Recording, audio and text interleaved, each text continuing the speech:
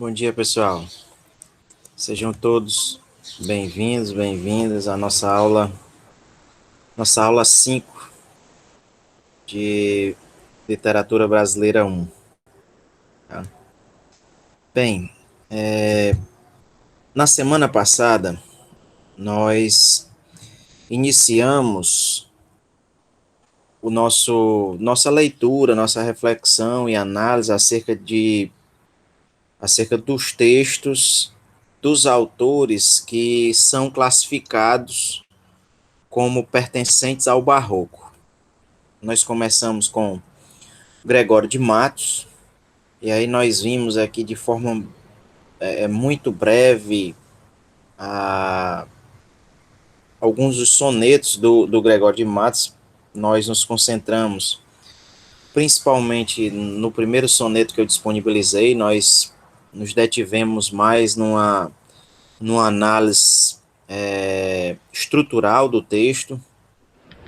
Tá? Nós procuramos analisar principalmente a estrutura, e aí eu procurei, juntamente com vocês, partindo do zero, e faço isso não subestimando vocês, não achando que vocês não têm conhecimento nenhum, não. É porque eu me propus a fazer isso sempre, tá? De começar do zero, porque alguns já viram, mas não lembram. Então, eu partindo do zero, eu não deixo ninguém de fora, contemplo a todos, tá? Então, nós vimos aqui, já nos textos que analisamos anteriormente, nós já vimos os nomes e algumas estrofes, nomes específicos, né?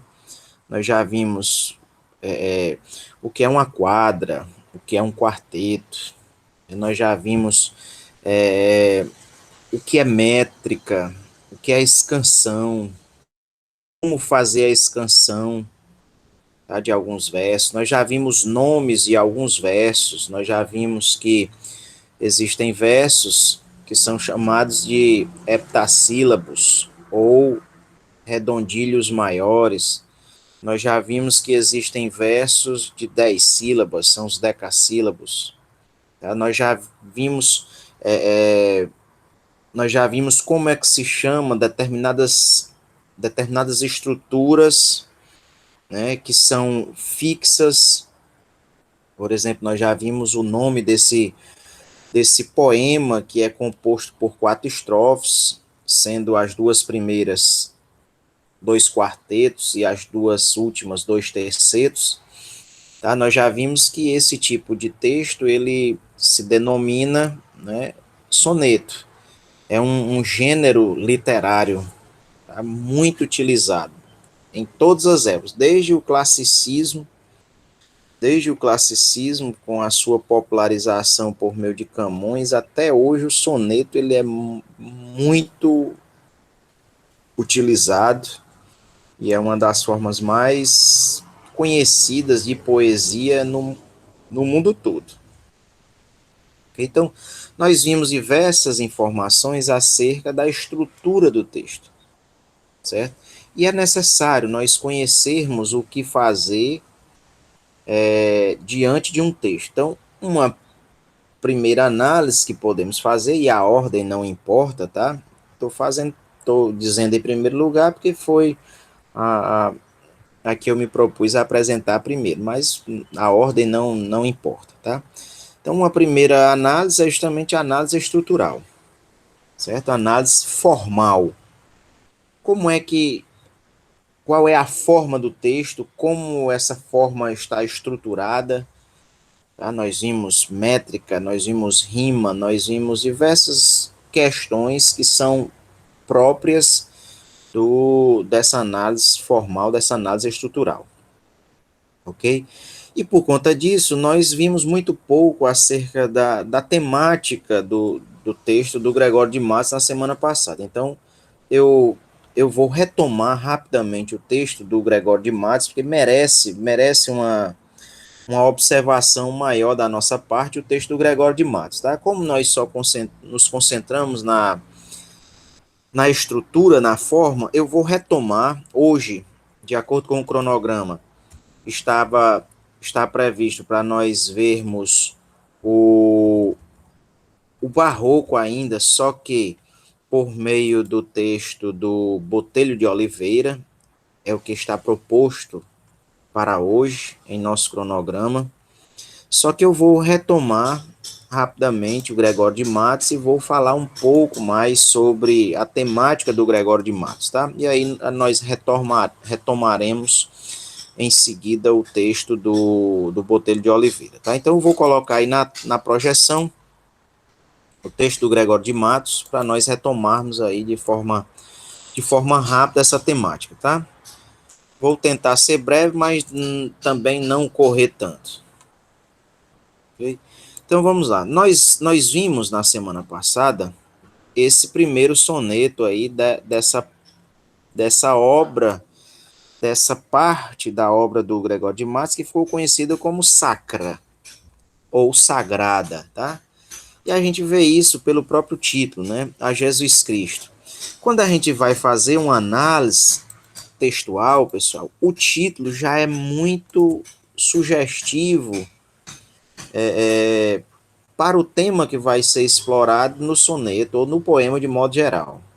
Então, já aqui nós vemos, ó, o eu lírico, ele vai indicar aí como título do soneto a Jesus Cristo, nosso Senhor. E aí eu chamo a atenção de vocês para o fato de que o título de poema sempre deve vir entre aspas, pessoal. Tá? Então, se você for fazer uma referência a esse soneto, você vai colocar o título entre aspas. A Jesus Cristo, nosso Senhor. Entre aspas. É assim que você menciona o nome de um soneto, o nome de um poema qualquer, tá? Se for o título de um livro, aí é em itálico, mas o título de um poema só é sempre entre aspas, tá?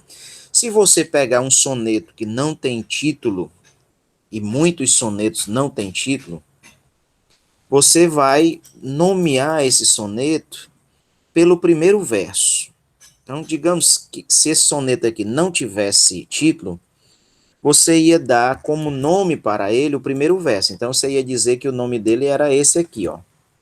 Tá? Porque Senhor, mas não porque hei pecado. Aliás, pequei, Senhor, mas não porque hei pecado. Então, esse seria o nome do soneto se ele não tivesse título. Mas ele tem, então o título é o que está indicado, certo? Mas aí vocês já ficam sabendo. Se não tiver título, a gente toma como título do poema o primeiro verso. Certo? Então, tendo feito essa consideração, eu volto aí ao soneto do Gregório de Matos, tá?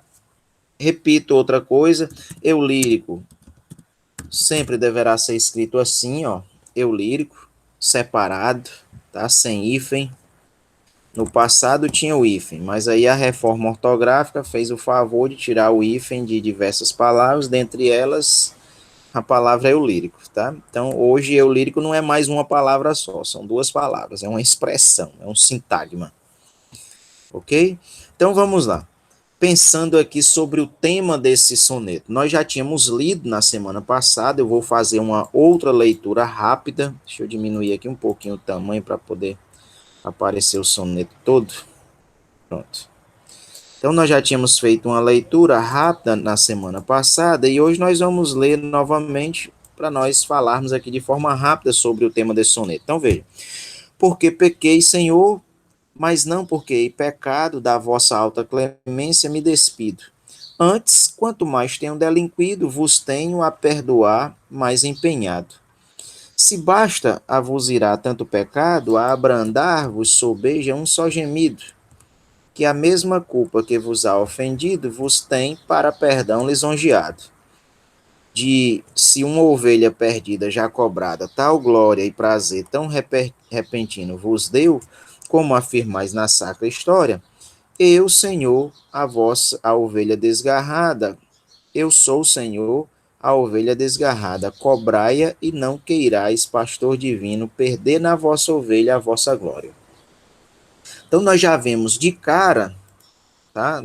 nós já falamos sobre isso semana passada, nós já vemos de cara uma temática religiosa, tá? Uma temática religiosa, ok?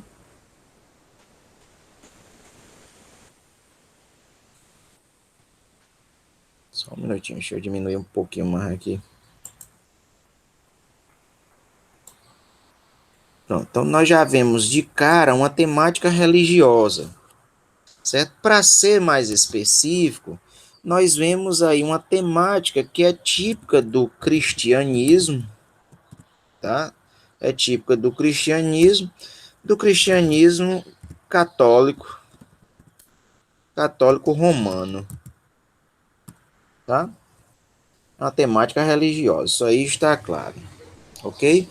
E nesse tema, nós vemos aí o eu lírico, tá? Eu repito, não devemos confundir o eu lírico com o autor, tá? Não fale o autor diz, o autor falou, Gregório de Matos tal. Não, você diz o eu lírico, certo? O autor não pode ser confundido com o eu lírico, certo? Por mais que existam semelhanças entre o texto e o autor, você não deve falar o autor, você deve falar sempre ao eu lírico quando é uma poesia e quando for uma prosa, principalmente uma narrativa, você deve dizer o narrador e nunca o autor. Certo? Então ele fala, ó, não é porque ele pecou que ele não vai ser.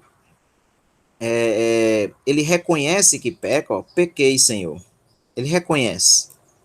Mas ele também diz, mas não é porque eu tenho pecado que eu vou perder a tua clemência, a tua misericórdia. Não.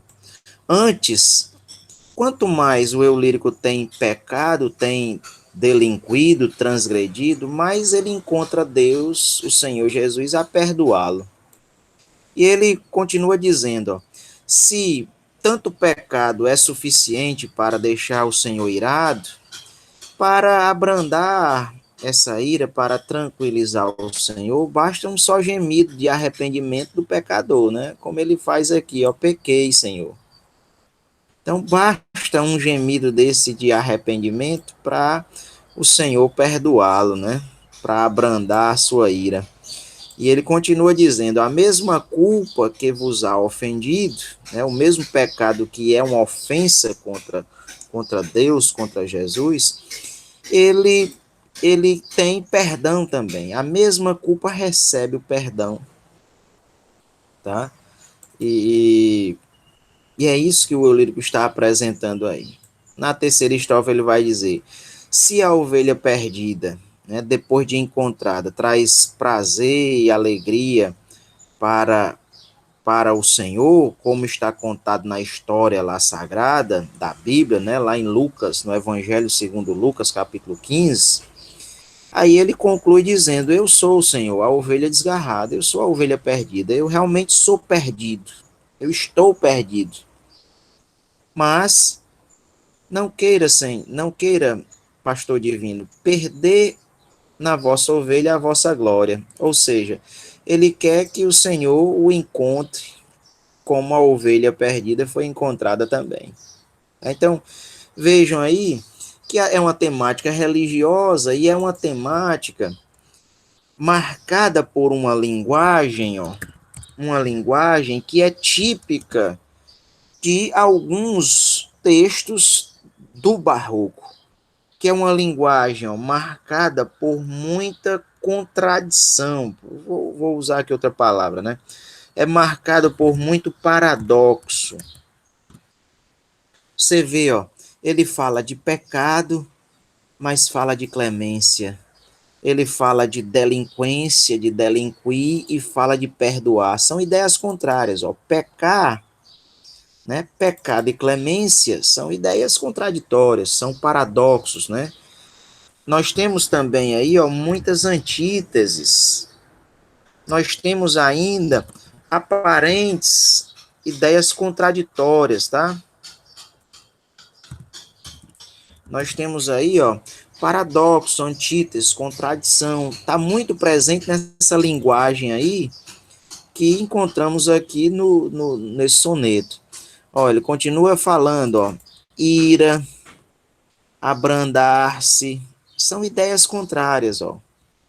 São ideias contrárias.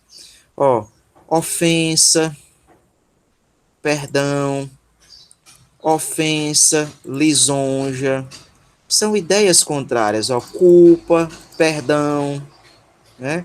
Ó, per perdição, está perdida, e ser cobrada e ser encontrada, são ideias contrárias, tá? Olha só, desgarramento, né? E encontro, que aqui está sendo usada a palavra cobrar, ó, no mesmo sentido aqui, ó, cobrada, encontrada, tá? Ó, perder, desgarrar, cobrar, encontrar. Então vejam, é uma temática religiosa perpassada por muita linguagem em que se sobressaltam os paradoxos, as antíteses, as aparentes contradições, tá? Eu vou botar aqui contradição entre aspas, tá? Vou botar contradição entre aspas, ok? Então, a linguagem desse soneto é muito marcada por isso aí, tá? Então, eu vou passar desse soneto para o próximo, tá?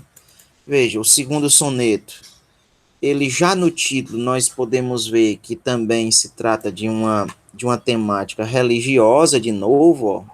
O tema é a Jesus Cristo crucificado, estando o poeta para morrer. Já aí nós já percebemos que existe uma semelhança temática entre os dois sonetos, tá? É exatamente por isso que eles estão dentro dessa obra intitulada Sacra, ó.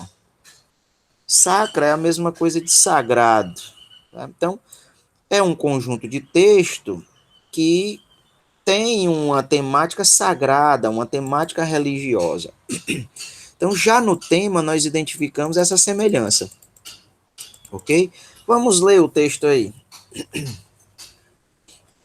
Se vocês tiverem alguma pergunta, viu, alguma colocação, vocês podem fazer aí ao microfone, viu? Porque eu não estou visualizando o chat e aí eu não consigo ver. Se vocês colocarem alguma pergunta aí, alguma coisa no chat, eu não consigo ver, tá bom? Então vejam aí, ó. Lendo esse segundo soneto, né? Meu Deus, que estais pendente de um madeiro. Olha, está falando a Jesus, né? E ele diz: Meu Deus, que estáis pendente, que estáis pendurado em um madeiro, ou seja, na cruz, né? Ele está falando com Jesus, ó. Veja que ele usa o vocativo, ó, meu Deus, ele está chamando Jesus de seu Deus, né? E ele está fazendo uma referência aí, ó, ao momento em que Jesus está na cruz, né? Pendurado na cruz.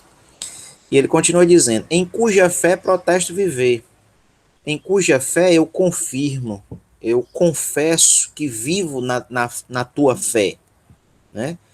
Ele continua dizendo, ó, em cuja santa lei hei de morrer. Ele vive na fé em Cristo e ele diz que vai morrer nessa lei, na lei de Cristo, né? Na lei do cristianismo. E ele vai morrer, ó, amoroso, amando essa lei, constante nessa lei, firme nessa lei e inteiro, íntegro nessa lei. Tá? Na segunda estrofe ele vai dizer, ó, neste lance, por ser o derradeiro, né? Nesse lance, por ser o último, derradeiro é o último, e veja que no título, ó, está dito que, ó, a Jesus Cristo crucificado, estando o poeta para morrer. Vejam que o eu lírico está expressando as suas palavras, ó, como que no leito de morte, já estando prestes a morrer, tá? Lembrando que esses títulos aqui nem sempre eles foram dados pelo autor, tá? Principalmente os textos do Gregório de Matos. Então, quando diz ali o poeta, né, na verdade é o eu lírico, viu? Então, neste lance, por ser o último, pois vejo a minha vida anoitecer. Olha aqui a metáfora, ó. Ver a minha vida anoitecer, ou seja, está chegando ao fim. Né? Ele está vendo a sua vida chegando ao fim. E aí ele diz, ó, meu Jesus, a hora de se ver a brandura de um pai manso cordeiro. Ele quer ver de Jesus nesse momento de morte, ele quer ver a brandura, né? Ele quer ver a bondade, a mansidão, a benignidade desse Pai, desse seu Deus, que ele vai chamar também de manso cordeiro, né? Lembre-se que ele está falando com Jesus. É uma espécie de oração também, como o poema anterior. A gente vê isso pelos vocativos, ó, meu Deus, manso cordeiro, ó, meu Jesus. Todos esses vocativos aí mostram que esse poema é uma espécie de oração, uma espécie de reza. Tá?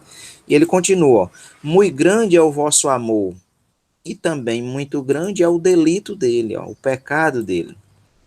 Porém, pode ter fim todo o pecar. Né? Então, mas o vosso amor não.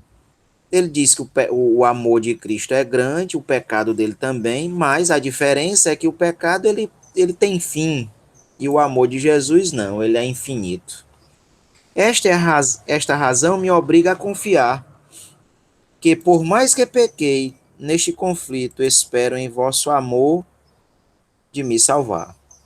Então, mesmo reconhecendo que muito pecou, ele espera que nessa brandura desse manso cordeiro ele encontre a salvação. Lembre-se que o eu lírico está aí nos seus momentos finais de vida, tá? Então, olha, nós percebemos aqui, isso analisando de forma muito rápida, tá? Nós poderíamos passar a aula inteira só falando de um soneto desse, mas eu quero ainda ver os outros com vocês, tá? Então, veja, é uma temática religiosa também semelhante ao primeiro. Também se trata de uma religiosidade típica do cristianismo, especificamente do catolicismo também, tá? E mais uma vez, nessa temática religiosa, o eu lírico apresenta aí diversas ideias que são contraditórias, né? Ele vai falar, ó, do grande amor, né? Aí do delito, o fim, ó, fim e infinitude são ideias contrárias, né? Delito e amor de novo, tá? Aí ele vai falar, ó, de pecado e salvação, são ideias contraditórias, né? Ele fala, ó, de viver, morrer, são ideias antitéticas, né? São ideias paradoxais, ok? Então ele vai apresentando essa temática religiosa com uma linguagem marcada aí por muitas antíteses, muitos paradoxos, tá? Isso é típico de alguns textos do soneto, ou do barroco, desculpa. Certo? Então, nós vemos aí uma semelhança muito grande, ó, entre os dois primeiros sonetos, tá? São sonetos de uma temática religiosa, ok? Como eu disse, eu vou fazer comentários acerca da temática de forma muito rápida, tá? Porque eu quero passar o Botelho de Oliveira ainda hoje. Certo? Então, nós vemos aí dois sonetos religiosos, mas nós não temos apenas sonetos religiosos no Gregório de Matos.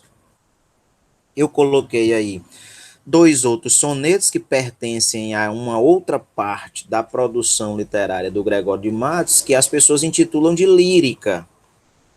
Tá?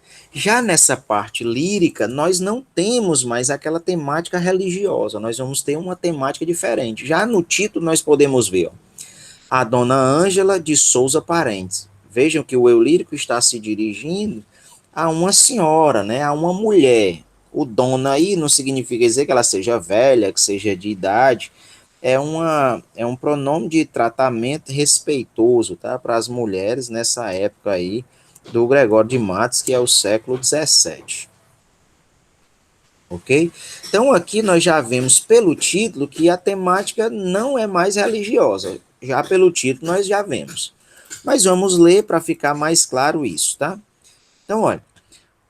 Não vira em minha vida a formosura. Olha só, o eu lírico está dizendo que ele nunca viu na vida dele a formosura, a beleza. Ele só ouvia falar dela cada dia. Ele ouvia falar da beleza, da formosura, né? E quando ele ouvia, ele ficava incitado, né? Ele ficava curioso, ele ficava movido ali pelo que ouvia, né? E ele queria ver essa tão bela arquitetura, essa tão bela formosura, né? Então o eu lírico diz que ele ouvia falar da formosura, da beleza, mas ele próprio ainda não tinha visto, e ele desejava ver. Na segunda estrofe ele diz: Ontem a vi por minha desventura. Ontem ele viu para a sua infelicidade. Infelicidade por quê? Ele vai dizer: na cara, no bom ar, na galhardia. Ó, ele viu essa beleza, ó, no rosto, ele viu essa beleza no bom ar, né, no porte, na galhardia, na elegância, ok? Ele viu essa beleza aí. Que beleza?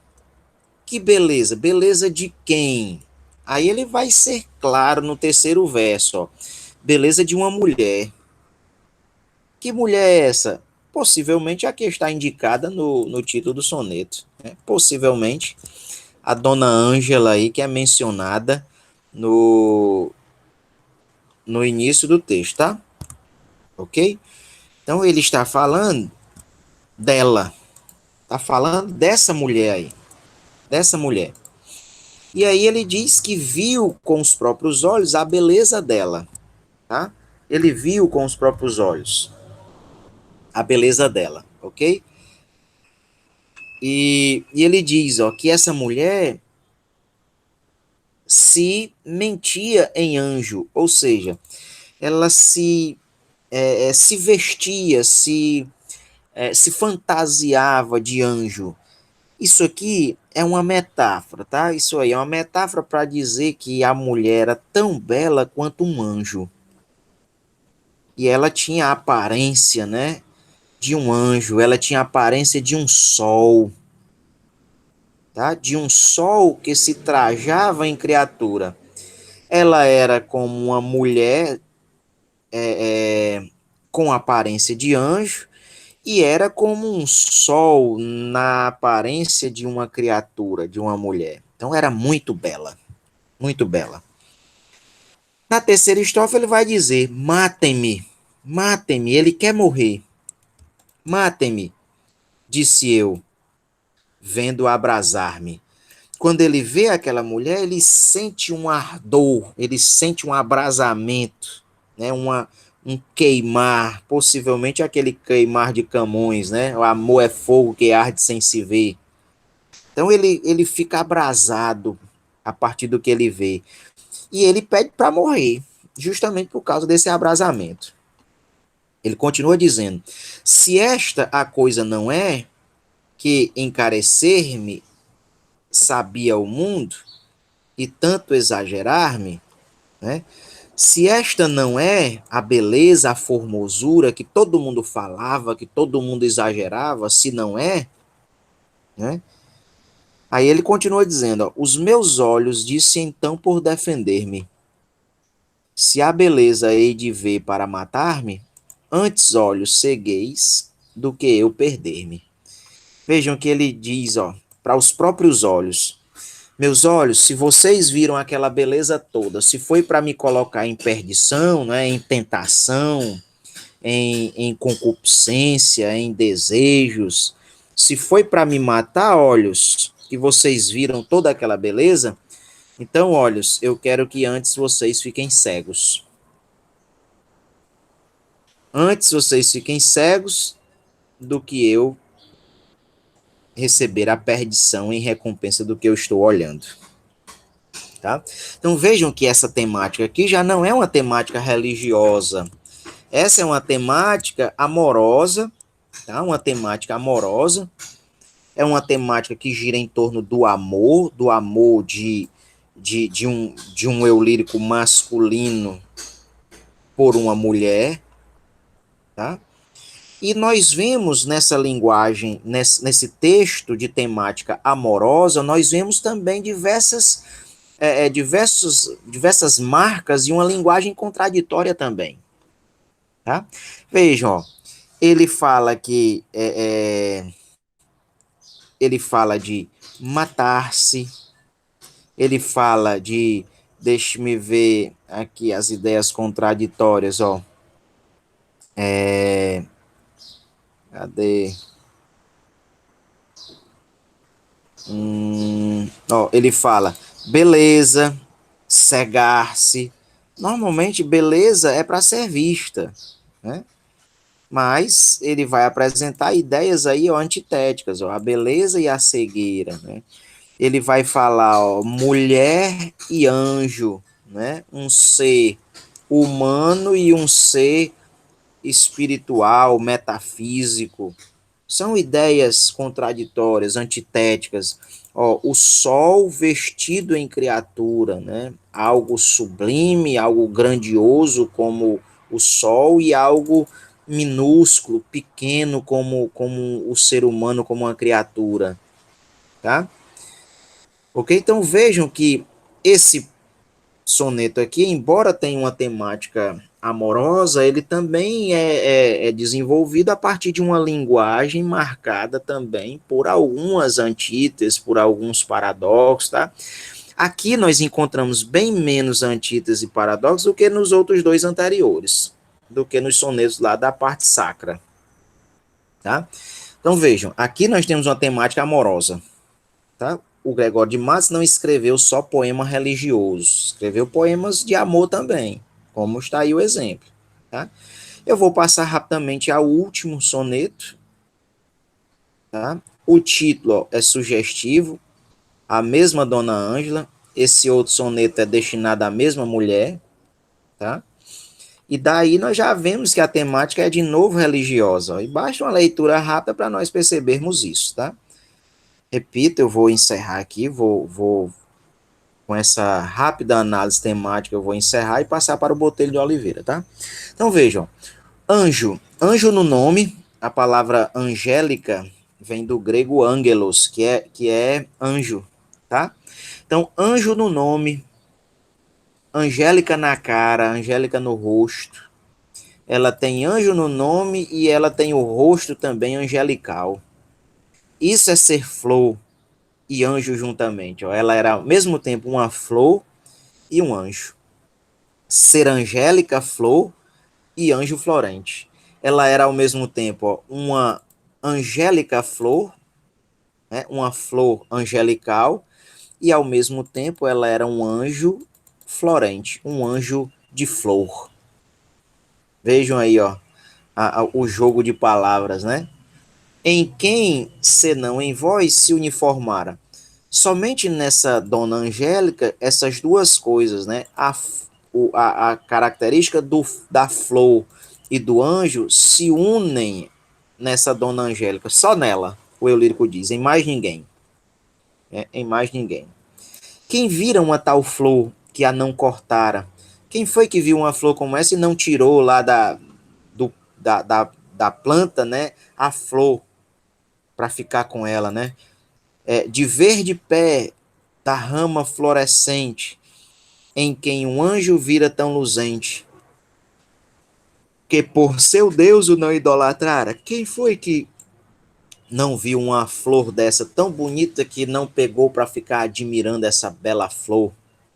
Né? Quem foi? O Eulírio continua. Se, pois, como anjo sois dos meus altares, essa mulher é como um anjo no altar do Eulírico, né? Foreis o meu custódio, a minha guarda, livrara eu de diabólicos azares. Então o eu lírico vai dizer, se ela ao mesmo tempo é o anjo, ela também vai ser o custódio, vai ser o guardador, né? O guardador. E ele usa um sinônimo, a minha guarda, livrara eu de diabólicos azares.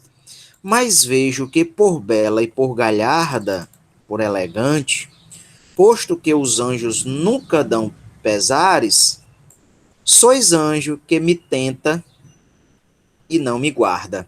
Então o eu lírico diz para essa dona Ângela que ela é um anjo, sim, mas ela não é um anjo que guarda. Ela não é um anjo da guarda. Ela é um anjo que tenta. Ela é um anjo, ó, diabólico, no sentido de lançar diante dele, ó, tentações, Tentações em que sentido? De despertar nele desejo, de despertar nele atrações, tá? De despertar nele essas coisas que muitas vezes, dentro de uma concepção do século XVII, né, são concepções pecaminosas, por assim dizer, né? Principalmente se ela for uma mulher casada, ou ele, o eu lírico, for uma mulher, for uma pessoa casada também. Certo? Então vejam, é um poema de amor também, a palavra amor é citada nos textos, no anterior, tá? E aqui está implícito, é uma temática amorosa, mas também marcada por muita linguagem com presença de antíteses, paradoxos, tá? Ó. Anjo, você vê, ó, Deus, diabo, diabólico. Você vê anjo, diabólico. Você vê anjo, tentação. Você vê custódio, guarda, guardador, vigia. E você vê tentador, tentação, né? Você vê azares, né? E você vê, enfim, você vê diversas palavras que são antitéticas e contraditórias aí nesse texto, tá? Ok? Então, o texto do Gregório de Matos não é um texto apenas religioso, como nós vemos aqui na parte sacra. Nós temos também uma temática amorosa. E não são só essas duas, não. Nós temos também no Gregório de Matos, nós temos crítica social, nós temos, além da crítica social, nós temos muita. Peraí, que me deu um branco aqui agora. Só um minutinho que eu já lembro, tá? Nós vemos. Eita, eu tenho um branco aqui agora. Tá ligado a sarcasmo. Peraí. Oxa, rapaz. Eu passei dos 40, aí a memória às vezes dá umas. Tem uns lapsos que não são brincadeiras. Peraí, deixa eu me lembrar, peraí. Oh, meu Deus do céu.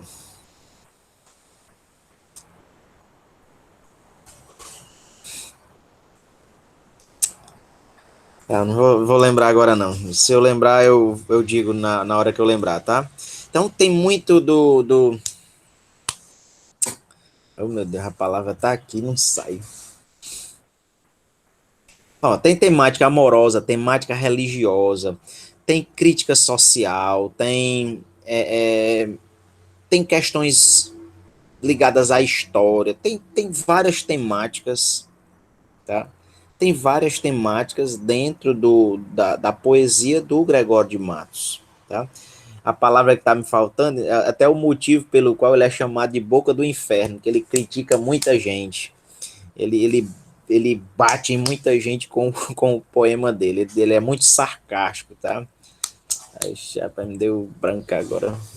Peraí que deixa pra lá, deixa pra lá. Se eu lembrar, eu falo depois. Se eu lembrar, eu falo depois. Ok? Então, a temática do Gregório de Matos ela é bem diversificada. Muita gente acha que o Gregório de Matos é só um poeta de temas religiosos. E não é. Tá? Não é. É porque os livros selecionam só os poemas religiosos. Só. Só os poemas religiosos. E isso é uma covardia com o autor. Porque aí você priva o leitor de conhecer o autor na sua plenitude. Tá? Na sua plenitude. Ok? Então, tendo feito essas considerações sobre o Gregório de Matos, eu encerro e aí eu vou agora para o Botelho de Oliveira, tá? Para o Botelho de Oliveira, que é o autor que realmente nós nos propomos a falar sobre ele hoje. Eu tomei aqui uma parte da aula para retomar o Gregório de Matos, tá? Mas agora eu vou passar para o Botelho de Oliveira, poeta que eu admiro demais, demais, demais, demais, demais. Acho muito bela a poesia do Botelho de Oliveira, muito bela, belíssima. belíssima. Tá, e eu vou fazer uma primeira leitura aqui. Eu coloquei 4 sonetos, coloquei, ó, 4 sonetos, tá? E uma parte que não é de sonetos, tá? Coloquei 5 poemas aí, todos eles pertencentes à mesma obra, certo? Todos eles pertencentes à mesma obra. Pertencem aí ao texto Música do Parnaso, certo? Música do Parnaso. Ok? E o primeiro soneto tem como título, ó, Sol e Anarda. Sol e Anarda.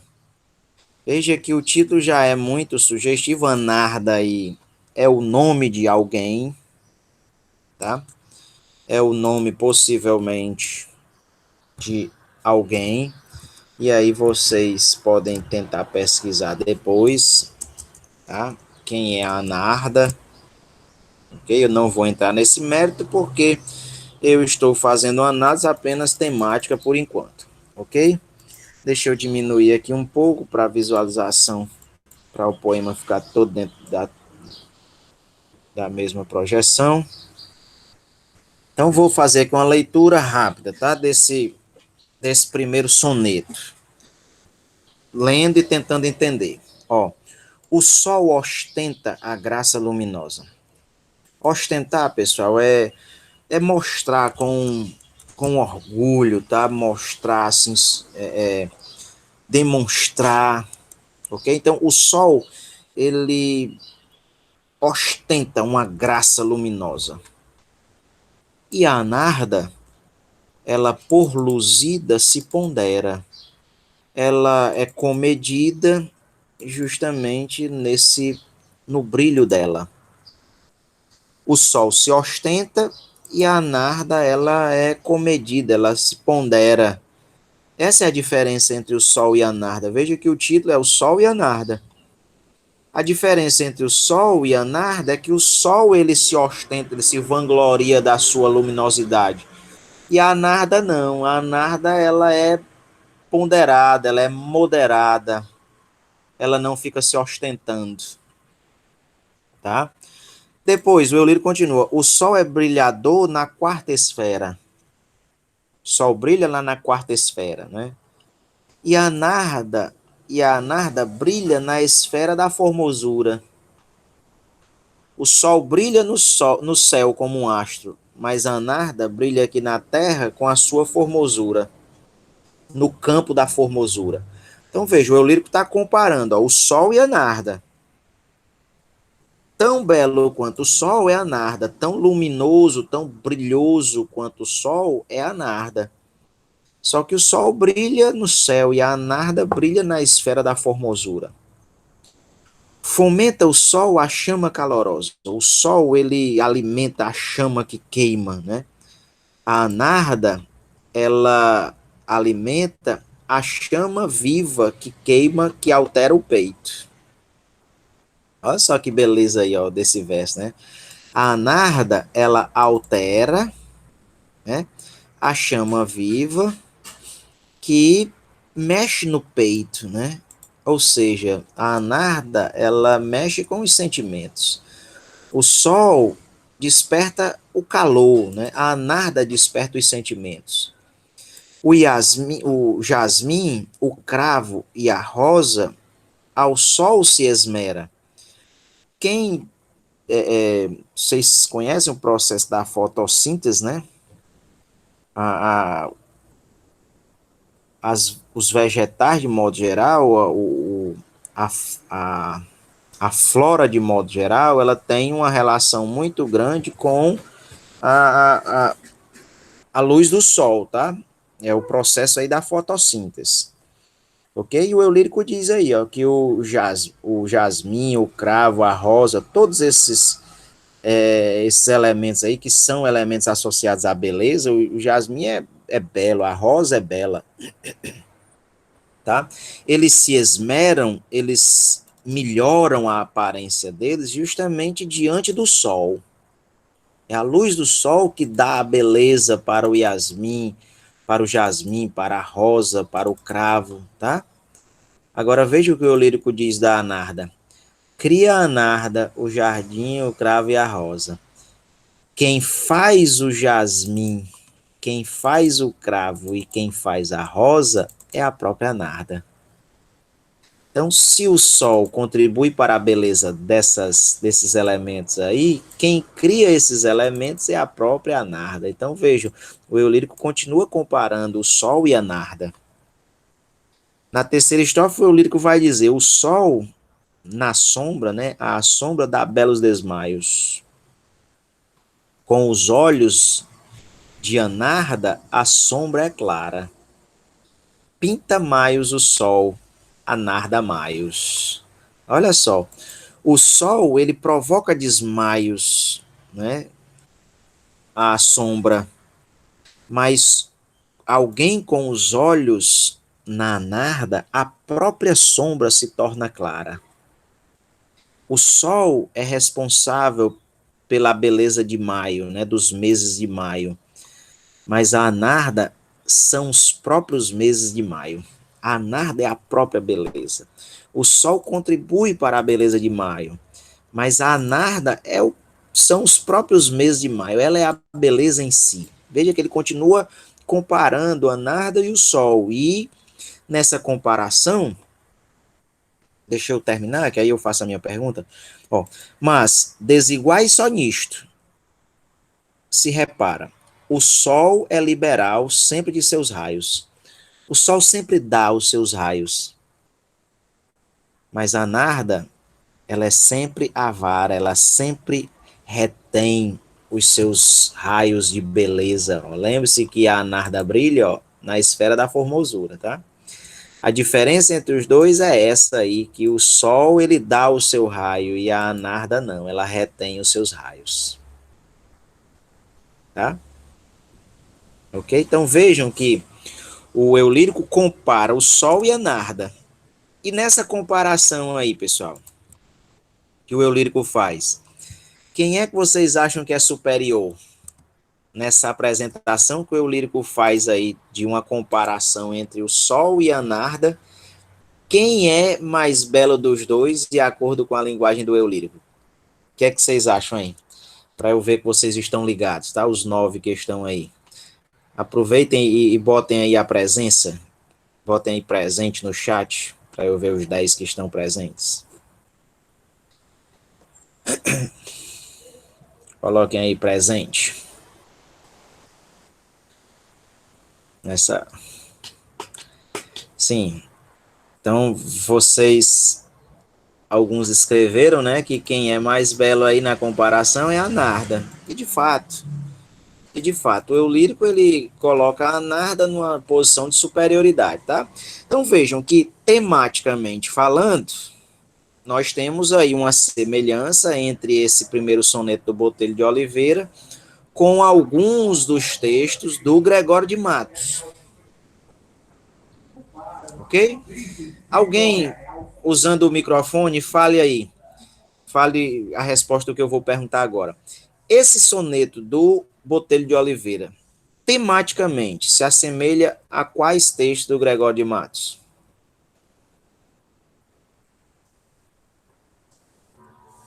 No tema.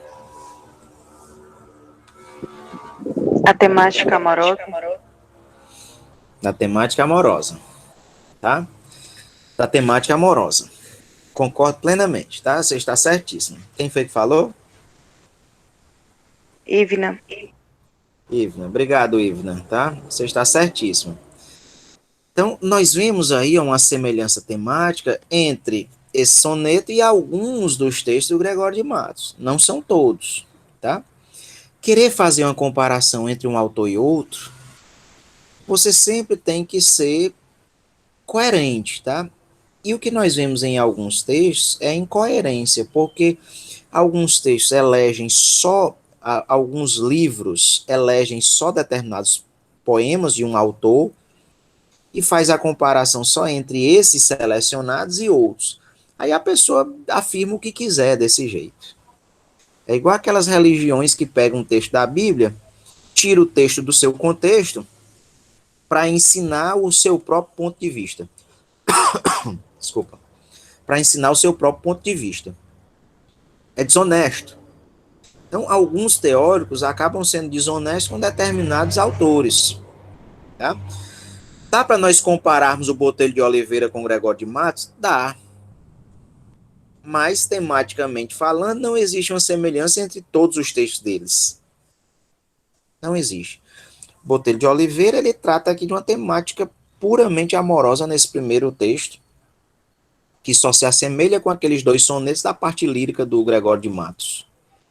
Uma outra pergunta, né? Eu falei lá no Gregório de Matos da linguagem, né? Falei da linguagem antitética, né? Do paradoxo, das contradições. Aqui, nesse primeiro poema do Botelho de Oliveira, nós temos tantas antíteses, tantos paradoxos, tantas contradições como nós vimos lá no Gregório de Matos. O que é que vocês acham? Tá aí o texto na tela. O que é que vocês acham? Nós temos aqui tantas antíteses, paradoxos. Eu vou fazer uma leitura rápida novamente, tá? O sol ostenta a graça luminosa, anarda por luzida se pondera. O sol é brilhador na quarta esfera, brilha narda na esfera de formosura. Pormenta o sol a chama calorosa, a narda ao peito viva chama altera. O jasmim, cravo e rosa ao sol se esmera, cria narda, o jasmim, o cravo e rosa. O sol, a sombra dá belos esmaios, com os olhos de anarda a sombra é clara, pinta maios o sol, anarda maios. Mas, desiguais só nisto se repara, o sol liberal sempre de seus raios, anarda de seus raios sempre a vara. Nós temos aqui antíteses, paradoxos, tanto quanto nós víamos lá. Vocês conseguem identificar aí algum antítese, algum paradoxo nesse primeiro poema do Botelho de Oliveira? Participem aí.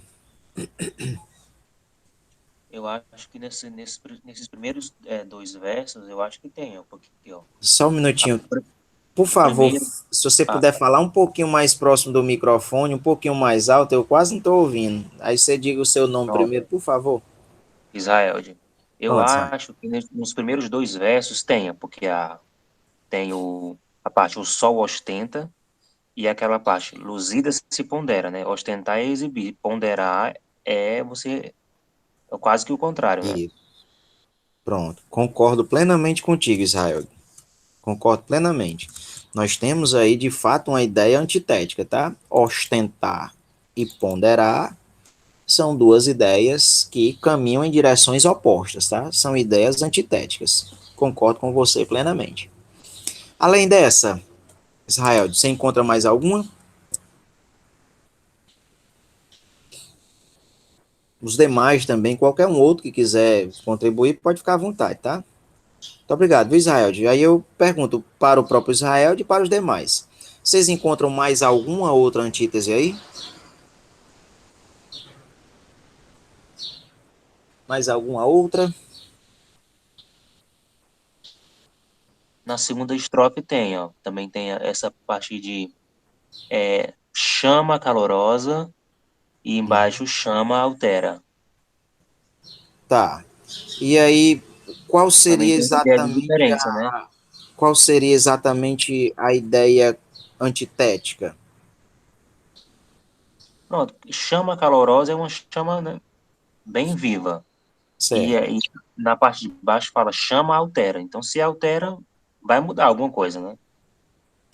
Tá, mas poderia alterar para dar mais calor, poderia alterar em diversos sentidos, não necessariamente na direção contrária. Tá? Eu estou apenas conversando, tá? Estou apenas conversando, não estou criticando a sua fala, não, tá bom, Não, Israel? eu sei, mas digo assim, mas se no primeiro verso fala que a chama é calorosa, e embaixo ele não teria por que reafirmar isso aí. Então, eu acho que se fala que altera, eu acredito que para mim dá a ideia de que é o contrário. Porque se ele já disse que a Aham. chama é calorosa, por que que no verso de baixo ele vai dizer a mesma coisa? Mas aí o que eu quero que você perceba, o Israel, é que algumas coisas não estão claras no texto. Eu posso entender assim? Posso. Mas vão ser mais suposições do que afirmações do texto. Quando você mostra aqui, ó, na primeira estrofe, ostenta e pondera, aqui está claro no texto que são antíteses. Está claro. Ostentar, vou botar em negrito, tá? Ostentar e ponderar são ideias antitéticas. Mas quando você mostra aqui, ó, chama calorosa, vou botar em negrito, e você bota viva chama altera, textualmente não está clara uma oposição. Entende o que eu Pronto, estou dizendo? Eu entendi. posso até Deixa eu dizer falar só que... mais uma coisa, então, pronto. Hã? Talvez eu consiga me expressar melhor se eu falar de novo. Porque, pronto, fala, fomenta o sol a chama calorosa, né? Aí, Certo. a narda ao peito, viva chama altera. São dois, como é que se fala? Dois, pronto, o sol e a narda são dois, me ajuda aí. É, São duas fontes de calor. isso, né? Aí o que acontece?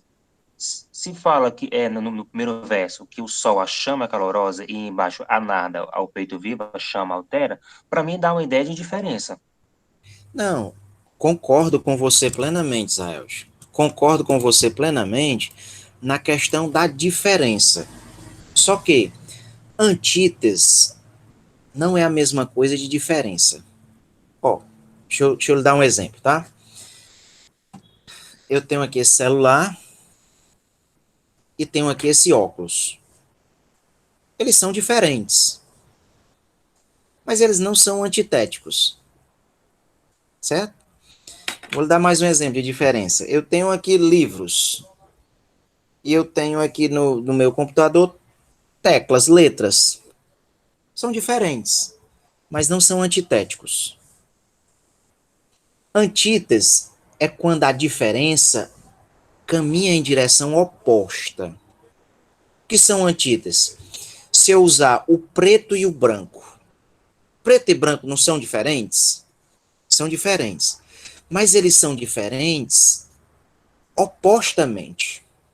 O preto é considerado oposto do branco. Alto e baixo são diferentes, mas eles são diferentes antagonicamente, em direções opostas. Bonito, feio, são diferenças, são diferentes, mas eles são diferentes em ideias, em sentidos opostos. Vida, morte, são diferentes, mas são diferentes em ideias opostas. Infância, velhice, são diferentes, mas são diferentes em ideias opostas. Visão, cegueira, são diferentes, mas são diferentes em ideias opostas. Então, antíteses são diferenças em ideias opostas. Quando eu digo que o sol fomenta a chama, deixa eu ver como é que ele diz, a chama calorosa, e a narda ao peito viva chama altera, são diferenças, tem diferenças, mas não são diferenças na ideia, em ideias opostas. Entende, Israel? Entende? Concordo com você que existe uma diferença. Tá? O eu lírico está ressaltando a diferença. Está ressaltando a diferença no seguinte: o sol ele alimenta a chama do calor, mas a anarda ela alimenta, ela altera a chama não do calor, mas a chama ó, no peito. Assim como na primeira estrofe também tem uma outra diferença, ó, que não é antítese. Vou mostrar aí, Israel. Ó. O sol é brilhador na quarta esfera. Já a anarda, ela é brilhadora, ó, ela brilha na esfera da formosura. É uma diferença. Ó. Um brilha na quarta esfera, no céu, na atmosfera, e a outra brilha na esfera da formosura. É uma diferença, mas não é uma antítese. Certo? Essa diferença aqui, ó, da segunda estrofe, ela se assemelha bastante a essa diferença aqui, ó, dos dois últimos versos da primeira estrofe. Entende, Israel, do que eu tô mencionando? Entendi. Israel, Entendi. concorda? Sim. Lembrando que você não é obrigado a concordar, não, viu? Você não é obrigado a concordar, tá? Desde que a gente argumente a favor do que a gente tá, do que a gente tá pensando, tá? Em matéria de literatura, a gente pode dizer tudo, desde que argumente a favor do que está sendo dito, certo? Então, de fato tem uma diferença, mas não é uma antítese. Para eu dizer que é uma antítese, eu vou ter que supor que essa alteração aqui, ela é uma alteração para o oposto dessa. Então, no lugar de ser uma alteração para o calor, seria uma alteração para esfriar. E o que o texto dá a entender é que a narda ela também aquece, mas é o peito, por sentimentos, tá? De paixão, de desejo, de coisas desse tipo. Então, as duas aquecem, as duas trazem calor, assim como as duas brilham também aqui, ó, na primeira estrofe, né? O sol é brilhador, o sol é brilhador, a narda também é brilhadora. O sol é caloroso, a narda também é calorosa. A diferença é que o sol provoca calor com seus raios e a narda provoca calor com uma chama viva dentro do peito. É diferente, mas não é antitético, tá? Ó, mais uma diferença, ó. E ele tá fazendo diferença na comparação. Ó, Yasmin crave rosa ao sol se esmera. Cria narda o jardim o crave rosa. É uma diferença, mas é uma diferença não antitética. Tá? É uma diferença na atuação dos dois. O sol faz o quê? O sol ajuda o jasmim, o cravo, a rosa a se tornarem mais belos. E a narda faz o quê? A narda cria o próprio jasmim, o próprio cravo e a própria rosa. É uma diferença, mas não é uma antítese. Tá? Olha aqui, ó. O sol, a luz, o sol, a sombra dá belos desmaios. Aí aqui nós temos uma antítese, ó. Aqui nós temos uma antítese, aqui nós temos um paradoxo. Tá? Com os olhos de Anarda, a sombra é clara. Aqui sim, ó, nós temos uma antítese, um paradoxo muito forte. Ó. Como é que a sombra ela é clara? Isso é um paradoxo. Tá? Não só é uma antítese. Antíteses são ideias contrárias, tá? Ó, sombra e claridade são ideias contrárias. O paradoxo é quando eu tenho uma afirmação que é contraditória. Como é que eu digo que a sombra é clara? É a mesma coisa dizer que o alto é baixo, o pequeno é grande, o gordo é magro, o bonito é feio, o morto é vivo. São paradoxos, certo? Então vejam, eu tenho aqui nesse texto também algumas antíteses. Israel achou aí a primeira, ostenta, pondera.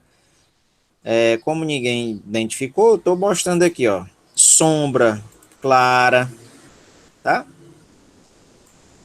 Então ele está aí apresentando algumas antíteses também. Agora, deixa eu ver aqui no final, né? Mais desiguais são nisso. Se repara o sol liberal em seus raios, a nada é sempre a vara. Outra ideia antitética aqui, ó.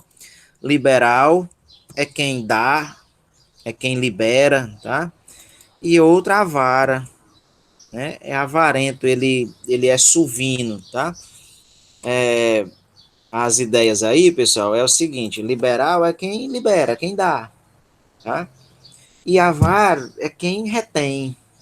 São ideias antitéticas, tá? Veja, é diferente, mas são ideias contrárias. Um é liberal, um se dispõe a dar e o outro retém, o outro não dá. São antíteses. Ok?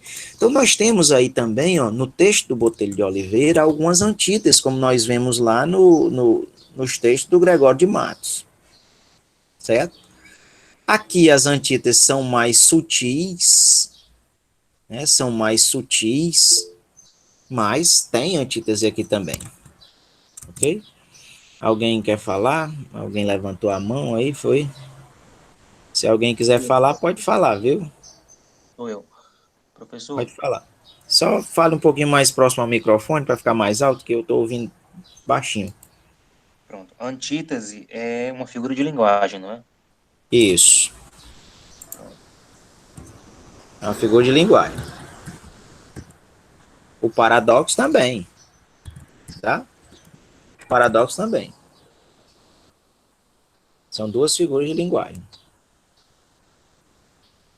Ok? É só isso mesmo?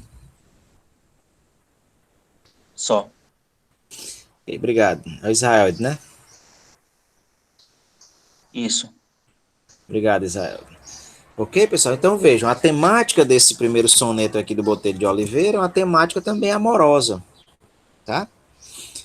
E aí nós vemos aqui o eu lírico exaltando a figura de Anarda, que nós vemos aqui no contexto que se trata de um ser feminino, tá? Se é um ser humano feminino, ou se é um ser divino feminino, como Atena, como Vênus, como Juno, como, deixa-me ver quem mais, né? Como Diana, enfim, tá? É um ser feminino que no próprio texto não dá para nós sabermos se é uma mulher ou se é uma deusa. Uma coisa é certa. Uma coisa é certa. Essa figura feminina aí, ela está sendo exaltada ou ela está sendo diminuída? O que é que vocês acham aí? O que é que vocês acham? Que é... Exaltada. Oi? Exaltada. Quem falou? Alana. Muito bem. Você poderia me dar algumas evidências no texto? Eu vou colocar o texto de novo. Você pode dar algum exemplo no texto aí em que o eu lírico está exaltando a Narda? Qualquer uma. O texto faz isso do começo ao fim. Quero que você me dê só uma.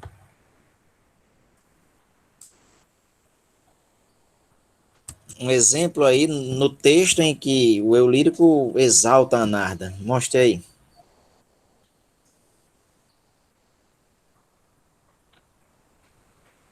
Falando da fofura, onde o Sempre brilhador na esfera, brilha nardo na esfera por moldura. pronto, é um Então, exemplo aí de fica mais exaltação da mulher, né? da beleza dela. Eu não entendi o final. Isso. Pronto, ele Da está beleza exaltando aí a dela. beleza dela. Ele está dizendo que o sol brilha. Isso. O sol brilha, mas a Narda também brilha. E como ela brilha? Na esfera da beleza. O brilho da Anarda é a sua grande beleza. Tá? Então ele está exaltando aí. Muito obrigado. Alguém identifica mais alguma outra exaltação feita pelo eu lírico aí no texto? Alguém mostra alguma outra exaltação da Anarda? O jasmim, cravo e rosa, o sol se esmera. E a narda, o jardim, o cravo e a rosa. Muito bem. Ó, o sol ele só contribui, né, para esmerar, para melhorar mais ainda a beleza do jasmim, do cravo, da rosa. Mas a Narda não, a Narda ela própria cria, ela própria cria o jasmim, o cravo e a rosa. Ou seja, a influência dela é maior do que a influência do sol. É uma outra exaltação da Narda, tá? Como o tempo é muito breve, pessoal, eu quero passar logo ao outro soneto, tá? Vou passar o outro soneto, que o tempo é muito breve. Vejam que já no título, ó, já é feita uma referência de novo à Narda. Vendo a Narda, depõe o sentimento. ou seja, o eu lírico está vendo a Anarda e ele coloca o seu sentimento, ele apresenta o seu sentimento, né? Ele depõe, ele apresenta aí o seu sentimento. Então vamos ver o que é que o eu lírico diz sobre a Anarda de novo agora. Vou fazer uma leitura tentando entender com vocês o texto, tá? Ok? Então vamos lá. Só um minutinho. Então vamos lá. A serpe, que adornando várias cores, serpe aí, pessoal, é serpente, tá? É uma cobra. Ok? Serpe é sinônimo de serpente. Dependendo do contexto, também pode ser uma mulher feia, pode ser uma bruxa, tá? Mas o sentido principal é de serpente, tá? A serpe que adornando várias cores, com passos mais oblíquos que serenos, entre belos jardins, prados amenos, é maio errante de torcidas flores. Então ele diz aí, ó, que a serpe, e aí não está claro, por enquanto, se é uma mulher feia ou se é a serpente. Ela diz que a serpe, ela vai adornando, né, vai enfeitando várias cores com o seu passo torto, com o seu passo oblíquo, né, entre belos jardins, entre campinas agradáveis, é um maio errante de torcidas flores. Ele continua dizendo, se quer matar de sede os desfavores, os cristais bebe com a peçonha menos, né? Peçonha é veneno. Veja que está ligado aqui a ideia de cobra, né? Peçonha, o veneno da cobra. Os cristais bebe com a peçonha menos, porque não morra com os mortais venenos, ó, de novo. Se acaso gosta dos vitais licores. Assim também meu coração queixoso, na sede ardente do feliz cuidado, bebe com os olhos teu cristal fermoso. Pois, para não morrer no gosto amado, depõe logo o tormento venenoso, se acaso gosta o cristalino agrado.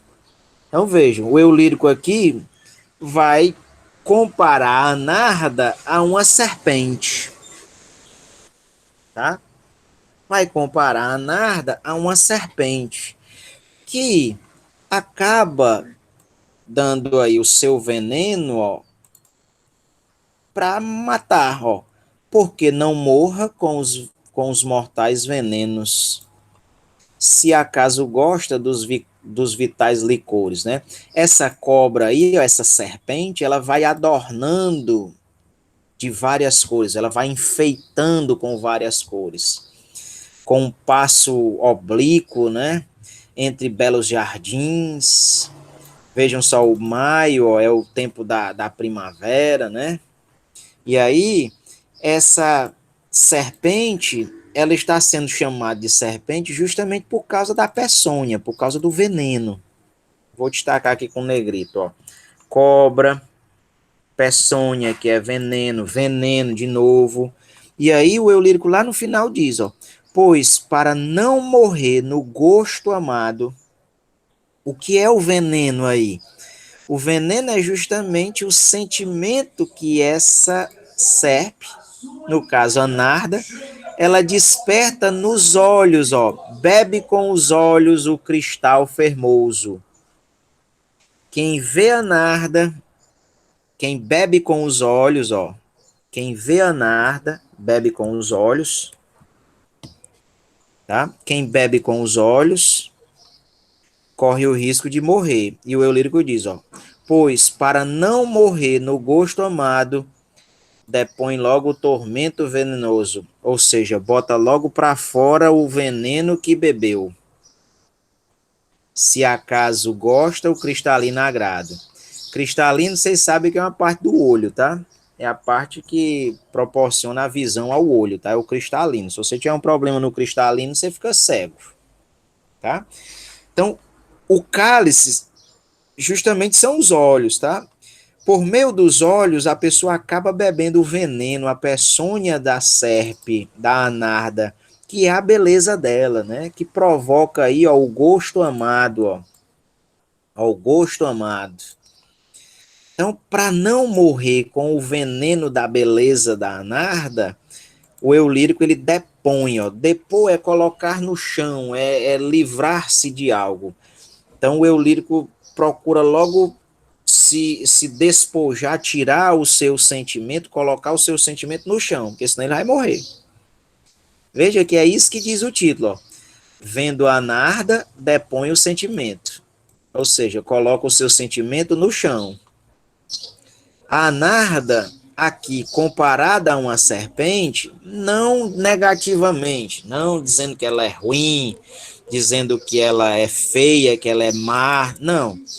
Ela é comparada aí a uma serpente no sentido de que a beleza dela é tão intensa que pode levar o admirador à morte, né?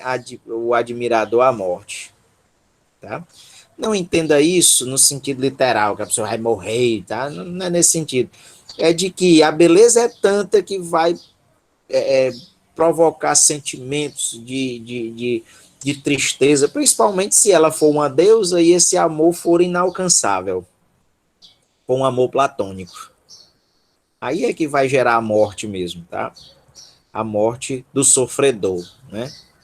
Se você lembrar lá das cantigas do trovadorismo português, vocês vão ver que todos eles diziam, ai, tinha aquele lamento, né? Ai, e pediam para morrer, né? Pediam a Deus para morrer, né? É justamente a ideia aqui da morte apresentada nesse soneto do Botelho de Oliveira, tá?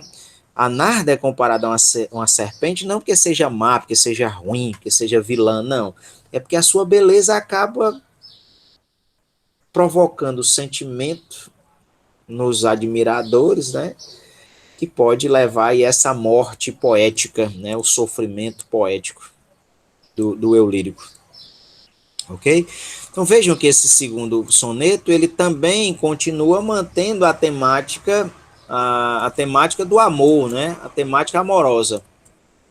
Aí eu aproveito para perguntar, vocês veem aí alguma ideia antitética nesse texto? Ideias de antítese? Paradoxos? Vocês conseguem identificar?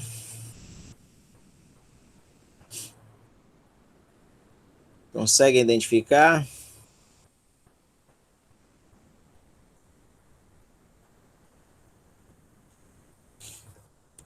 Vamos lá, quem gostaria de dizer algo?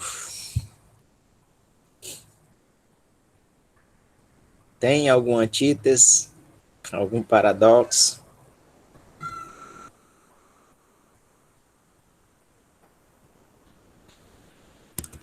Já que vocês não querem falar, eu vou adiante, tá? Eu vou adiante. Eu gostaria que vocês participassem, mas vocês não querem participar, eu não vou obrigar, não. Vou passar o terceiro soneto, fazer uma leitura bem rápida. Eu vou me concentrar um pouquinho aqui nesse quarto soneto, que é Rosa e Anarda, tá? O terceiro eu vou só ler aqui de forma rápida, embora seja muito belo, muito belo. Eu admiro muito os textos do Botelho de Oliveira, tá? Ó, quando vejo de Anarda o rosto amado, vejo ao céu e ao jardim ser parecido, porque no assombro do primor luzido tem o sol em seus olhos duplicado. Nas faces considero equivocado, de açucenas e rosas o vestido, porque se vê nas faces reduzido todo o império de Flora venerado. Nos olhos e nas faces mais galharda, ao céu prefere, quando inflama os raios, e prefere ao jardim e as flores, se as flores guarda. Enfim, dando ao jardim e ao céu desmaios. O céu ostenta um sol, dois sóis anarda. Um maio o jardim logra, ela 2 maios. Olha só, mais uma vez o eu lírico ele exalta a figura feminina, tá? Ele exalta a figura feminina. E aqui ele de novo ó, faz uma comparação, ó, ponderação do rosto e olhos de Anarda. Veja que ele está falando do rosto ó, e dos olhos de Anarda. Os olhos dela são como 2 sóis. Olha como ele termina o soneto. Ó. O céu ostenta um sol. O céu se orgulha de um sol, mas Anarda de 2 sóis. O que são os 2 sóis? Seus olhos. O, o jardim se ostenta de um maio, ou seja, o jardim, aliás, ele tem sucesso por causa de um maio, mas a Anarda em si, ela tem 2 maios, seus 2 olhos, tá? Vejam que o soneto inteiro mostra a superioridade de Anarda em relação a muitas questões da própria natureza, né? Ó, quando vejo de Anarda o rosto amado, vejo ao céu e ao jardim ser parecido. O rosto dela parece com o céu. O rosto dela parece com o jardim. Porque no assombro do primor luzido tem o sol em seus olhos duplicado. Ó, porque ele, no susto, né, do brilho primoroso, grandioso que o sol tem, o eu lírico vê esse mesmo brilho duplicado nos olhos de Anarda. Os olhos dela, como ele diz no final, são 2 sóis, como ele diz aqui no final, ó, 2 sóis. Nas faces dela, ele considera equivocado de açucenas e rosas o vestido, porque se vê nas faces reduzido todo o império de Flora venerado. O rosto dela é muito mais belo do que qualquer flor que possa existir. O rosto dela supera todo o império da Flora, império de Flora, que é Flora no sentido da mitologia greco-romana, tá? Ok? A nossa fauna aí. Nos olhos e na face ela é mais elegante, ela é mais galharda. Ao céu prefere quando inflama os raios, e prefere ao jardim se as flores guarda. Ela é muito mais bela do que tudo isso. Muito mais bela do que o jardim, muito mais bela do que o sol, muito mais bela do que o próprio céu. O rosto dela é um reflexo do jardim, dos jardins e do céu, só que de uma forma superior. Então vejam que o poema novamente exalta a figura feminina, tá? É um poema de temática amorosa, tá? Vou passar rapidamente para o quarto soneto e depois para o texto que não é soneto, tá? E aí eu encerro a aula de hoje. Vou ler também rapidamente. Vejam que hoje eu não estou fazendo nada de análise estrutural, nada de análise formal. Estou apenas fazendo análise temática e também com brevidade uma análise da linguagem, tá? Ó, estou fazendo análise do tema e estou também fazendo uma análise da linguagem, tá? Quando a gente está olhando aí antíteses, paradoxo, contradições, nós estamos analisando a linguagem, tá? Quando nós dizemos que o texto fala de amor, exalta a mulher, isso aí é a temática, tá? Antíteses, paradoxo e tal, linguagem, tá? Então hoje nós estamos trabalhando aqui principalmente, ó, duas análises: análise temática e uma análise da linguagem, certo? Da linguagem usada no texto, tá? Então vamos lá, continuando. Deixa eu apagar isso aqui.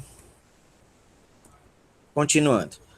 Rosa da fermosura, Anarda bela, igualmente se ostenta como a rosa, Anarda mais que as flores é fermosa, mais fermosa que as flores brilha aquela. A rosa com espinhos se desvela, arma-se Anarda de espinhos e impiedosa. Na fronte a narda tem púrpura airosa, a rosa é dos jardins purpúrea estrela. Brota o carmim da rosa doce alento, respira olor de anarda o carmim breve. Ambos os olhos são contentamento. Mas esta diferença Narda teve, que a rosa deve ao sol seu luzimento, o sol, seu luzimento, a Narda deve. Pessoal, basta a nós a análise desses dois últimos versos. Esses dois últimos versos eles já dizem tudo que o eu lírico se propõe dizer de Anarda. Ele diz: a rosa deve ao sol o seu brilho, a sua beleza, né? É questão da fotossíntese, tá? A rosa, se não tiver qualquer flor, se não tiver contato com os raios do sol, ela morre. Então, a rosa, ela deve ao sol o seu brilho, a sua beleza. Mas o próprio sol deve o seu brilho a Anarda. A rosa brilha por causa do sol, o sol brilha por causa de Anarda. Só esses dois versos aí já dizem tudo. Tá? Anarda, ela é superior à rosa, Anarda é superior ao sol, Anarda é superior ao céu, Anarda para o eu lírico é tudo. Mas o eu lírico sabe que a Anarda, a beleza dela é como a peçonha da serpe. Pode matar. Tá? Ok? Para nós encerrarmos, eu estou caminhando rápido, porque infelizmente o tempo é muito curto, tá? Mas para nós não deixarmos de fazer algumas considerações sobre esses dois autores, Gregório de Matos e Botelho de Oliveira, tá? Então veja, esse último texto, ó, Anarda ameaçando-lhe a morte. Vejam que nós vimos ainda há pouco que o eu lírico reconhece que a beleza da Anarda pode matar. E aqui, ó, Anarda ameaçando-lhe a morte. Tá? Vejam que são redondilhas, existem dois tipos de redondilhas, eu não vou falar sobre isso em detalhes agora, mas eu digo para você de forma rápida, existem dois tipos de redondilhos, tá? Nós temos redondilho menor, tá? Que são versos com 5 sílabas, lembrem, sílabas poéticas, e nós temos o redondilho maior, que são redondilhos, que são versos com 7 sílabas. 7 sílabas poéticas, tá? Aqui nós temos redondilhas, já está dito aí, ó, no subtítulo, tá? E no caso são redondilhas menores, tá? São versos redondilhos menores. Se vocês fizerem a escansão aí, todos esses versos, deixa eu ver aqui se eu estou dizendo certo, ameaçou morrer, não, todos aqui são redondilhos maiores, tá? São versos com 7 sílabas. Como morte podes dar. São versos com 7 sílabas, tá? Todos esses aí, ó, são redondilhos maiores, tá? Ok?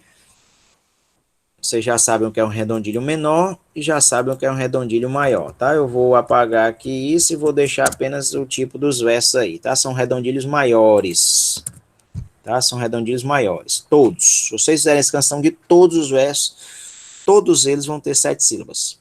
Todos, sem exceção, tá? Mas eu não quero fazer análise estrutural hoje, então vou apagar isso aí, foi só uma informação. Vou ler. Ameaças o morrer, como morte podes dar, se estou morto de um penar, se estou morto de um querer. Ó, o eu lírico diz que a Anarda ameaça o eu lírico de morte, né? Mas como é que ela pode dar a morte se ele já está morto? De um penar, né? Aquele sofrimento lá do trovadorismo, né? Aquela coita, né? Aquela coita amorosa, aquele sofrimento amoroso típico lá do trovadorismo. Estão vendo como não é só lá no trovadorismo que tem a coita amorosa? Nós temos aqui também, ó, no barroco. Tá? Como é que a Anarda pode matar o eu lírico se ele já está morto? Se ele já morreu, ó. Se estou morto de um querer. Esse é o veneno da Anarda que ele falou naquele terceiro soneto, tá? A Narda é uma serpe, é uma serpente, tem veneno, e o veneno dela é justamente a beleza, que faz esse penar, faz esse sofrer aí, ó, faz esse querer, né, esse desejar. É essa a morte do eu lírico. A Narda não pode mais matá-lo, porque ele já está morto. Ele continua dizendo, mas é tal essa fereza que quer dar a um fim no amor uma morte com rigor, outra morte com a beleza. Tá vendo, ó? Ele diz que ela é uma fera, né? É uma fera. E ela quer dar a um fim no amor, o amor que o eu lírico tem por ela quer dar em troca uma morte com rigor, né? E uma morte, ó, com a beleza. Esse é o veneno da Anarda. O veneno da Anarda é a beleza. Tá? Esse é o veneno da Anarda. Lembre-se, quando ele compara a Anarda a uma serpe, a uma serpente, é no sentido de a beleza dela poder ser capaz de matá-lo. E ele disse aqui que já morreu, né? Ele já morreu por conta dessa beleza. Tá? Na estrofe anterior ele fala isso. Ele continua dizendo, aí com razão prevenida quis duplicar esta sorte, que a pena daquela é morte, que a glória daquela é vida. Tá? Olha aí a antítese, ó. Morte, vida, antítese, pena, glória, são antíteses, tá? Pena é punição, glória é uma recompensa, são ideias antitéticas, né? Morte e vida, ok? Então nós temos ó, antíteses também aqui, ó, nos poemas do Botelho de Oliveira, assim como tínhamos lá no Gregório de Matos, tá? E com razão prevenida, quis duplicar essa sorte, que a pena daquela é morte. A pena, o castigo que a Anarda dá é morte, mas a glória que ela dá é vida. Que glória? A sua beleza, né, que acaba proporcionando vida. Lembre-se que a Anarda é ela que cria o jasmim, é ela que cria a rosa, é ela que cria o cravo, é ela que cria o maio, a primavera, é ela. Tá? A glória dela, a recompensa dela é vida, essa primavera, né? Continuando, ó. Da morte já me contento. Ele já está contente, satisfeito por essa morte aí que veio por conta da sua beleza. Se por nojo de mal tanto derrames um belo pranto, formes um doce lamento. Né? Então ele já está morto e está contente por isso. Né? Se por nojo de mal tanto derrames um belo pranto, né? Se ela está com nojo desse amor que o eu lírico tem, né? Se ela derrama pranto, veja que derrames é a segunda pessoa do singular, o eu lírico está se dirigindo à própria Narda, formes um doce lamento. Tá? Tornarás meu peito ativo como tão divino, com tão divino conforto, se ao rigor da parca morto, por glória do pranto vivo. Né? A parca é uma personagem da mitologia grega, tá? São as parcas, ou o destino, né? São elas que marcam o destino, ok? As parcas são aquelas que fiam, tem a linha que fia o destino das pessoas, ok? E aí o eu lírico diz, ó, que se ele já tem a morte no seu destino, por glória do pranto ele vive para chorar aí a beleza de Anarda, ele vive para exaltar a beleza da Anarda, né? De teu rigor aplaudidas, de teu rigor aplaudidas serão piedosas grandezas, porque te armes mais ferezas, porque te entregue mais vidas. Quando teu desdém se alista, impedes o golpe atroz, pois quando matas com a voz, alentas com a vista. Ó, ela mata o eu lírico com a reprovação, né? Reprovando, lamentando, mas a vista dela, a aparência dela dá vida. né? Alenta.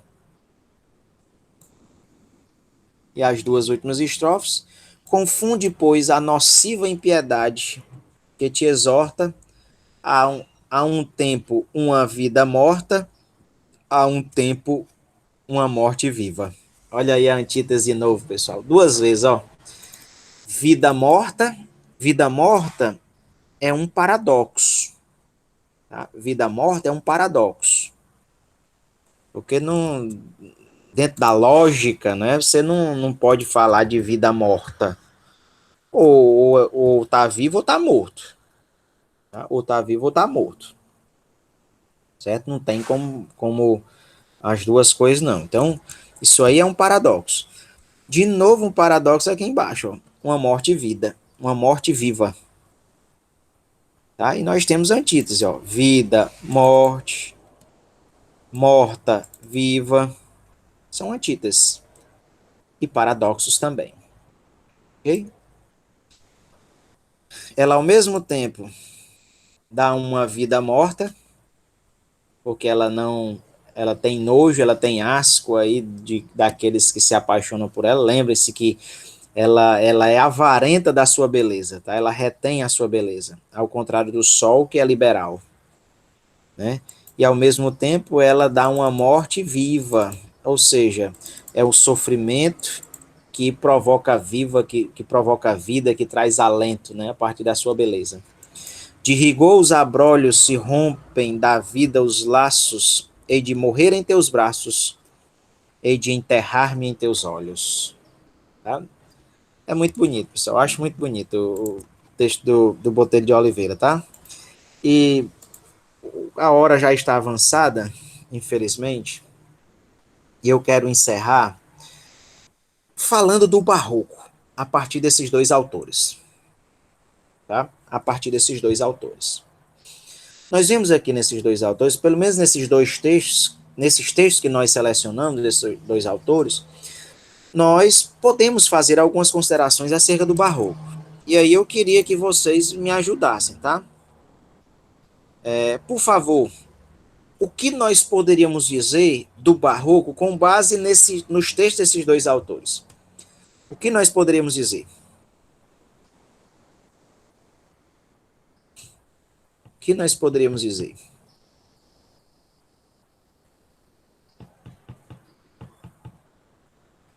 Vamos lá, os 9 que estão aqui.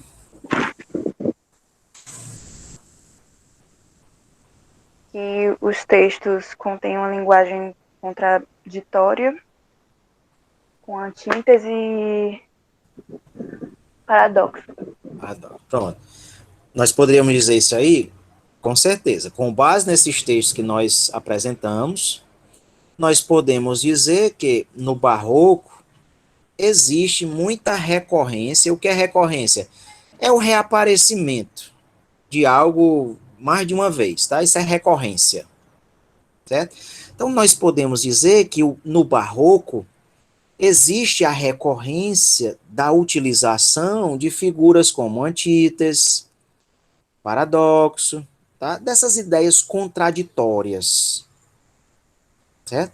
Isso aí pode ser dito, porque nós vemos isso nos textos dos dois autores, tanto no Gregório de Matos quanto no Botelho de Oliveira, tá? Concordo plenamente. Excelente. O que mais nós poderíamos dizer em relação ao barroco, com base nesses dois autores? O que mais? Em relação à estrutura, embora a gente não tenha falado tanto da estrutura do Botelho de Oliveira, mas o que nós poderíamos dizer da estrutura dos textos desses dois autores? O que poderíamos dizer do barroco em relação à estrutura?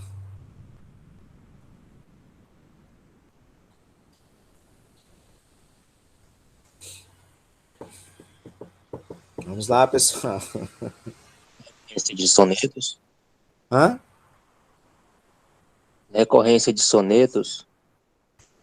Pronto, nós poderíamos dizer que no barroco existe uma recorrência muito intensa de sonetos. Ó, dos textos que nós lemos aqui, nós lemos 4 poemas do Gregório de Matos e nós lemos 5 do Botelho de Oliveira. Dos 9, 8 foram sonetos.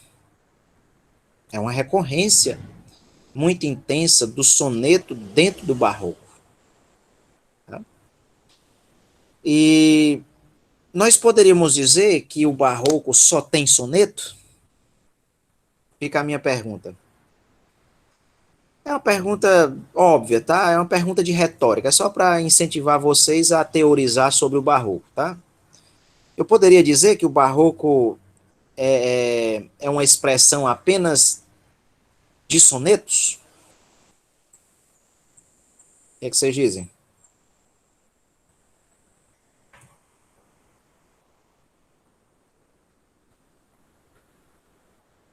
O que é que vocês dizem, pessoal?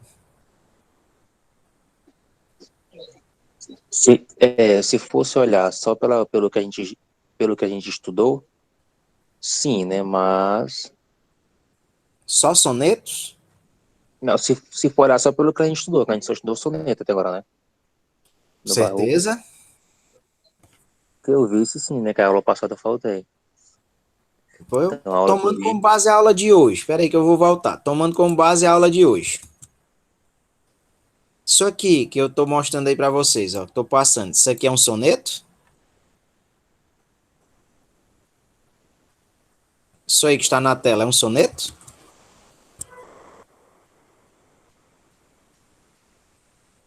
Vou reformular, vou refazer a pergunta.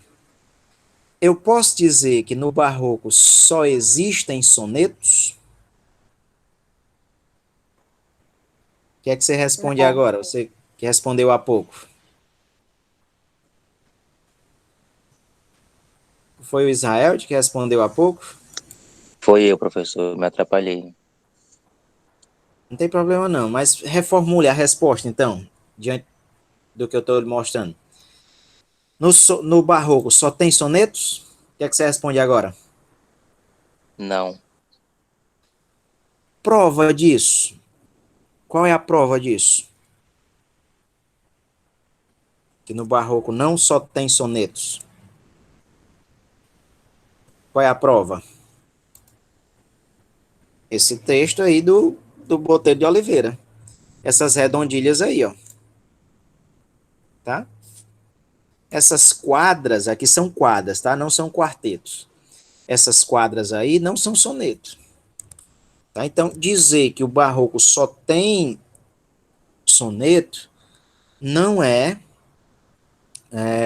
correto, tá?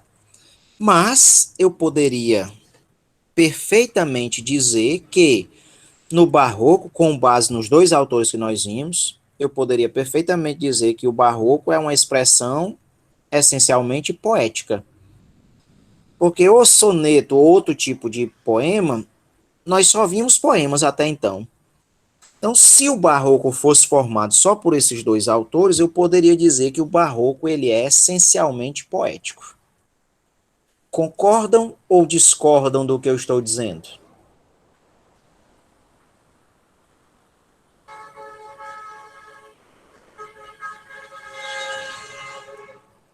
Concordam ou discordam do que eu estou dizendo?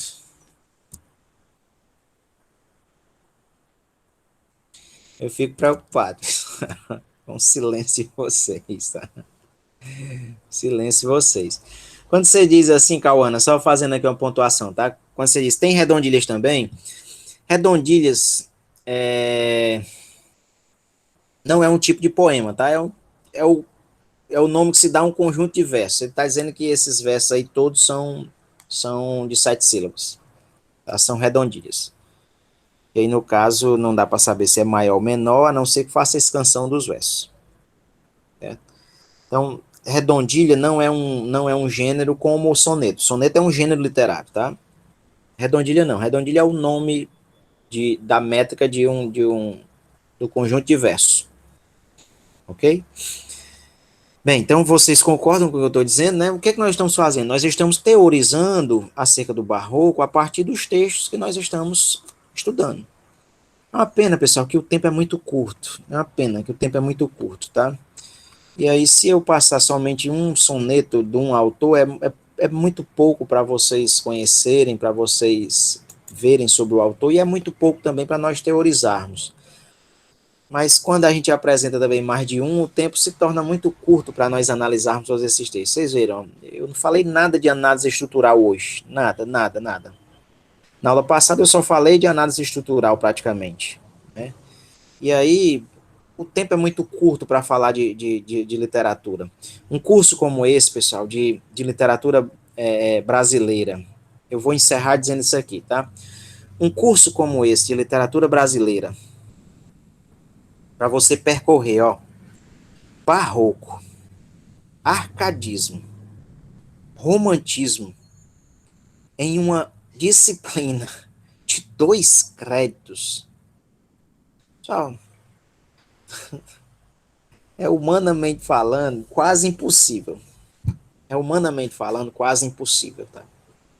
Então, por isso eu estou dizendo aqui que o tempo é muito breve, pessoal, e realmente é. Infelizmente, a forma como o curso de letras no IFCE é montado não é favorável para o ensino de literatura. Não é favorável para o ensino de literatura. Não é favorável. Para vocês terem uma ideia, na UFC, você estuda o barroco em um semestre, numa disciplina de 4 créditos. Então, só o barroco é visto em uma disciplina de 4 créditos, que tem o dobro da carga horária da nossa, num semestre inteiro. Só o barroco. Aí nós vamos ver o barroco, o arcadismo, o romantismo, em um semestre, numa disciplina de 2 créditos. Não tem como, pessoal, não tem como. Não tem como. É humanamente falando, impossível. Impossível, tá?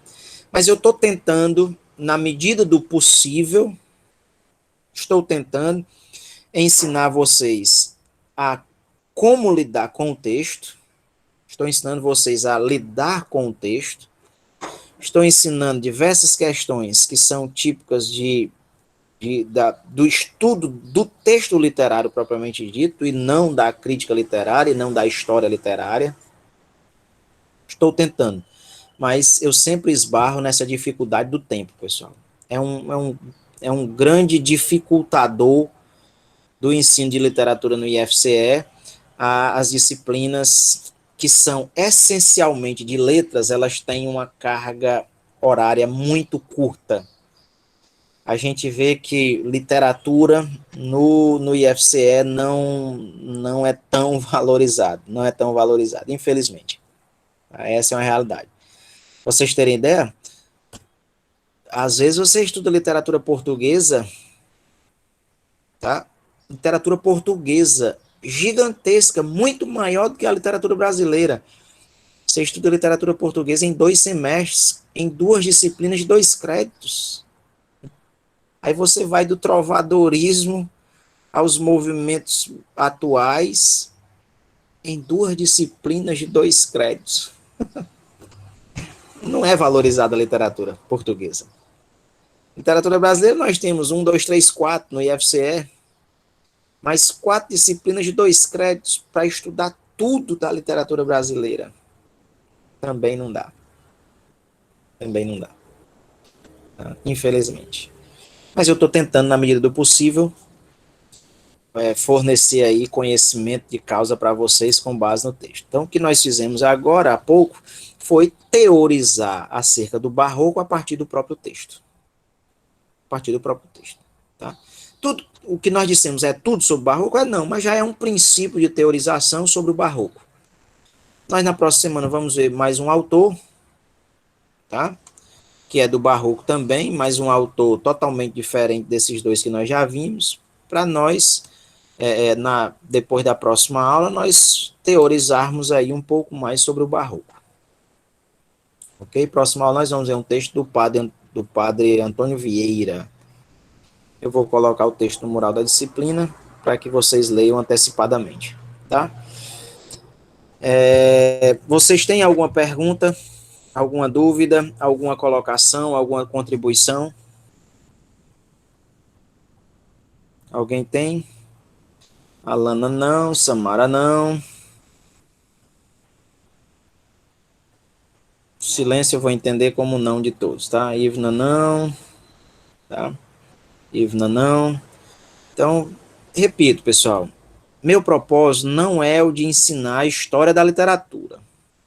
Meu propósito não é o de ensinar crítica literária. Meu propósito é de colocar vocês em contato com a literatura e ensinar a vocês como lidar com o texto, como vocês produzirem a própria crítica literária, como vocês produzirem a própria análise literária. É esse o meu propósito principal. E é isso que eu tenho procurado fazer. Infelizmente, com a dificuldade do tempo, mas tentando na medida do possível, tá? Então, vou encerrar por hoje. Muito obrigado pela companhia de vocês.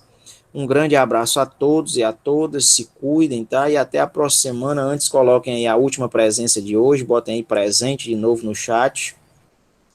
Obrigado, Cauana. Obrigado, Ivna. Tá? Botem aí presente.